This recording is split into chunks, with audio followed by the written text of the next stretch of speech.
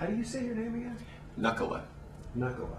I've been saying it wrong all this time. That's okay. There are multiple Well, I know, okay I'm pronunciations. used to that myself. Nakkula, Nakkula. Nakkula is really not accurate. Knuckle. Nakkula is kind of an American way of saying it.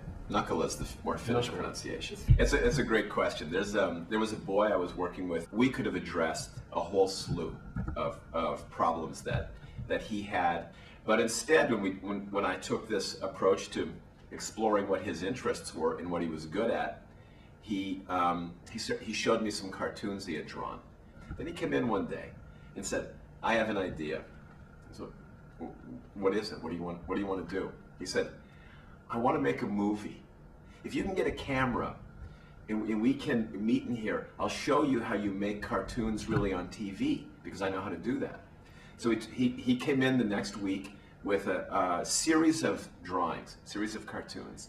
I came in with a camera, and he said, "Okay, so here's what we're going to do. You've got to, we're going to tape this on the wall, this cartoon on the wall. We're going to focus on it with the camera real quickly and then turn it off. And then we're going to put another one up."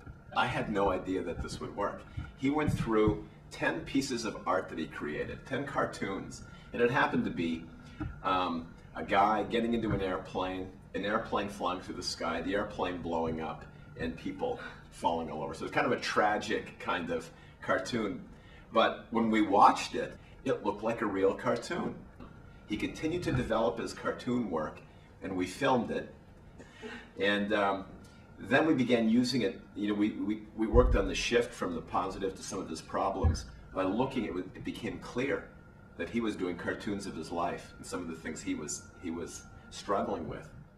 People are starting to learn that students who have stumbled along the way often show great promise if given another opportunity in a different context. So when I went in to study these what we call second chance high schools, which are schools designed, typically charter schools, designed to work with students who haven't made it in a mainstream traditional school for one reason or another.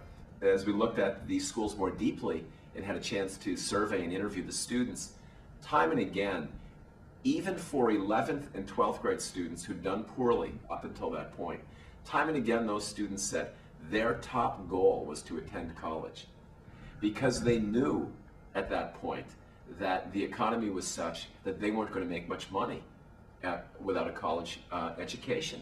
So community colleges started partnering with these schools in some way, formally or informally, creating a clearer pathway to community college.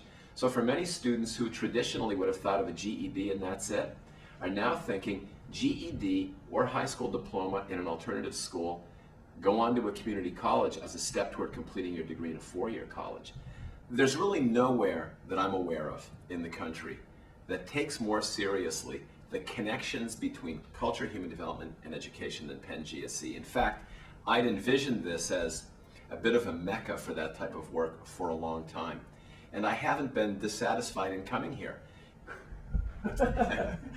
I'm Mike Nakkula, and I am the chair of the Division of Applied Psychology and Human Development.